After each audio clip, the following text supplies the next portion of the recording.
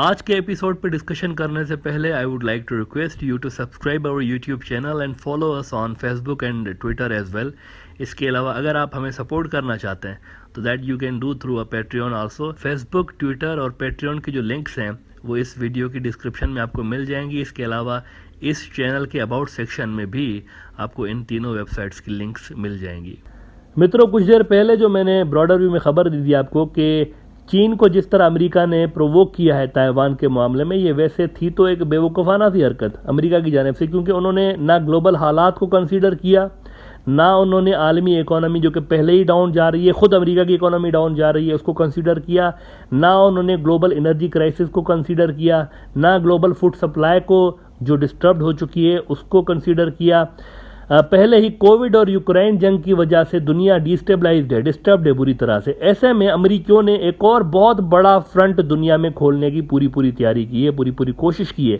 Taiwan पे चीन को प्रोवोक करके उन्होंने दुनिया के लिए मजीद मुश्किलातें बढ़ाने की कोशिश की है। चीन ने उनको मना किया था कि आप अपने हाउस स्पीकर को मत भेजिएगा, जो स्टेटस को बना हुआ है ताइवान पे इसको रहने दें, लेकिन इन्होंने मना करने के बावजूद भेज दिया अपने हाउस स्पीकर को। Now this was a direct violation of China's sovereignty. लिहाजा इसका असर तो आना तय बात है ना। चाइना भी कोई छोटी फोर्स तो नहीं है, वो कहते रहते हैं हम तो इक्वलेंट फोर्स हैं अमेरिका के। और अब बहुत बड़ी खबर आ रही है कि वो जो चीन ने रिस्पॉन्ड किया था ना कि हम ताइवान पे टारगेटेड मिलिट्री ऑपरेशंस करेंगे, there will be a series of targeted military operations against Taiwan, ये चाइना ने कहा था। अब उसकी पहली किस्त उन्होंने रिलीज कर दी, अमेरिका को दिखा दिया उन्होंने। ताइवान की मिनिस्ट्री ऑफ डिफेंस ने थोड़ी ही देर पहले, कुछ घंटे पहले क्लेम किया है कि पेलोसी की विजिट के वक्त चाइना की फौजें ताइवान के आसपास जो मिलिट्री ड्रिल्स कर रही थी, उन ड्रिल्स के दौरान चाइना ने ताइवान के जेर कंट्रोल एक इलाके पे कब्जा कर लिया है। इसका मतलब है कि वो जो सीरीज ऑफ मिलिट्री एक्शन था उसकी शुरुआत हो चुकी है। चाइना ने कहा था ना कि there will be the series of military actions, उसकी शुरुआत हो गई है, एक इलाका उन्होंने ले लिया। स्काई न्यूज़ में कोट कर देता हूँ रेफरेंस के लिए। स्काई न्यूज़ एक बहुत बड़ा आलमी न्यूज़ आउटलेट है। इन्होंने कहा है कि Chinese military drills have invaded Taiwan territory says defence ministry as Nancy Pelosi visit angers Beijing. और सिर्फ यही नहीं, चीन ने ताइवान के एक हिस्से की सी लाइन भी काट दी है। उनका समुद्र के साथ जो लगने वाला एक हिस्सा था वो भी काट दिया है, और एयर स्पेस भी उनकी जो है वो ब्लॉक कर दी है। स्काई न्यूज़ ही कोट कर देते हैं यहाँ रेफरेंस के लिए कि the actions by Beijing are seen as a direct response to the visit to Taiwan of the US House Speaker, who praised the self-ruled island for having one of the freest societies in the world. तो Taiwan की separatist हुकूमत ने अपने लिए मुश्किलातें वैसे ही खुद बढ़ा दी हैं जैसे यूक्रेन के लिए अमेरिका के कहने पे ज़ेलेंस्की ने बर्बादी अपने मुल्क में इंपोर्ट की। ताइवान का पूरा सिस्टम इस वक्त शदीद साइबर अटैक्स की जद में है। उनकी गवर्नमेंट वेबसाइट्स जो हैं वो क्रैश होने लगी हैं। हालांकि अब तक की इतला के मुताबिक साइबर हमले चाइना की साइबर फोर्स नहीं कर रही, ऑफिशियल जो साइबर फोर्स है, बल्कि चाइनीज एक्टिविस्ट हैकर्स जो हैं वो कर रहे हैं। राइटर्स ने खबर लगाई है कि attacks on Taiwan websites likely work of Chinese activist researchers. ये याद रहे कि चीन की जानिब से फुल स्केल इन्वेजन नहीं हो रही। उन्होंने ऐलान कर रखा है कि we will launch a series of military operation. इसका मतलब है कि फुल स्केल इन्वेजन की बात नहीं कर रहे, पार्शियली वो करते रहेंगे। दिस इज़ हाउ वैसे चाइनीज यूज टू प्ले, ये उनका तरीका है। इंडिया के खिलाफ भी आपको यही पैटर्न नजर आता है। They have carried out a series of military operations against India also at different occasions. उन्होंने पहले क्या किया, डोकलाम के ऊपर आ गए, डोकलाम जो कि सिक्किम के बिल्कुल साथ है उधर आ गए। उसके बाद वो अरुणाचल प्रदेश में आ गए, फिर वो लद्दाख में आए और 1000 स्क्वायर किलोमीटर लद्दाख में ले गए, और लद्दाख के बाद दोबारा वो अरुणाचल प्रदेश में आए, फिर ये लद्दाख के अंदर आए, फिर अरुणाचल प्रदेश में अंदर आए, और उसके बाद रिसेंटली आप देखें कि डोकलाम के अंदर मजीद घुस के आ गए हैं। तो ये इस तरह से करते हैं चाइनीज़। एक सीरीज ऑफ मिलिट्री ऑपरेशन इनकी चल रही होती है, फुल स्केल इन्वेजन से ज़्यादा ये इस तरह से खेल रहे होते हैं। ताइवान के अंदर भी कुछ ऐसा ही करेंगे।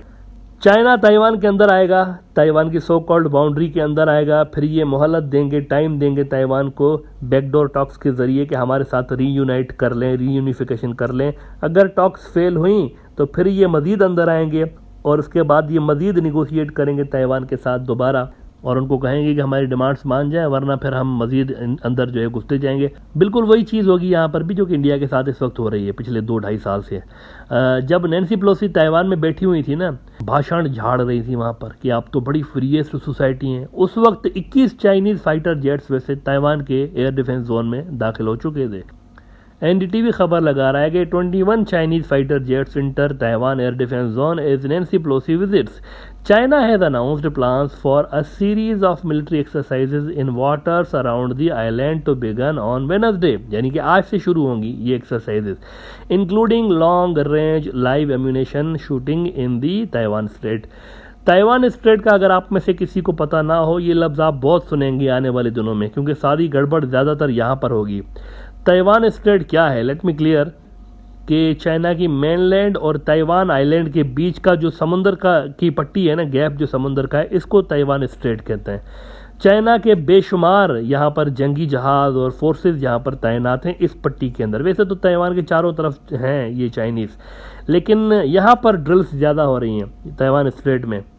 तो ताइवान की चाइना के साथ रीयूनिफिकेशन वैसे तो it was on the cards already, और 2025 तक आइडिया था डिफेंस एनालिस्ट को कि ये हो जाएगा, लेकिन इस अमेरिकी हरकत के बाद प्रैक्टिकली तो ये प्रोसेस इस वक्त शुरू हो चुका है। स्काई न्यूज़ ही खबर लगा रहा है कि Taiwan news live, China issue furious warning to US as invasion fears grow after Nancy Pelosi visit, heightens tensions, military drills a significant escalation. जो चीनी एक्सरसाइज कर रहे हैं इस वक्त ताइवान के आसपास, इस पर नज़र रखें। This is a huge event, इसको आप कम मत समझे, this is a huge event. ये जो एक्सरसाइज इनकी हो रही है, इन्होंने एक सीरीज़ ऑफ एक्सरसाइजेज का ऐलान कर रखा है कि हम लंबी एक्सरसाइजेज करेंगे। ये एक्सरसाइजेज नहीं है सिर्फ, इसके अंदर मुमकिन है कि ताइवान के बड़े बड़े इलाके जो हैं वो चाइना ले जाए, स्लोली ले जाए, गैर महसूस तरीके से। देखें, आपको याद दिला दूं कि यूक्रेन पे जब जंग हुई थी ना, रूस जब अंदर घुस के आ गया था, तो उससे पहले भी रशिया ने यूक्रेन बॉर्डर पर लंबी ड्रिल्स की थी, लंबी ड्रिल्स हो रही थी उनकी भी वहाँ पे। यहाँ पे भी चाइना ने लंबी ड्रिल्स का ऐलान कर रखा है कि there will be a series of drills. Exactly वही कुछ यहाँ पर भी आपको नज़र आ जाए, लेकिन चाइना इस इन्वेजन को कई सेगमेंट्स में करेगा। ऑल आउट इन्वेजन शायद ना हो, इससे ग्लोबल लेवल पर पैनिक मचेगा, उनका BRI है, उनका ट्रेड है, उनकी इकोनॉमी है, ये डिस्टेबलाइज होगी। इस तरह नहीं करेंगे, इसीलिए उन्होंने बड़ा स्मार्टली कहा है कि there will be a series of military operations, इस तरह का नाम दिया है।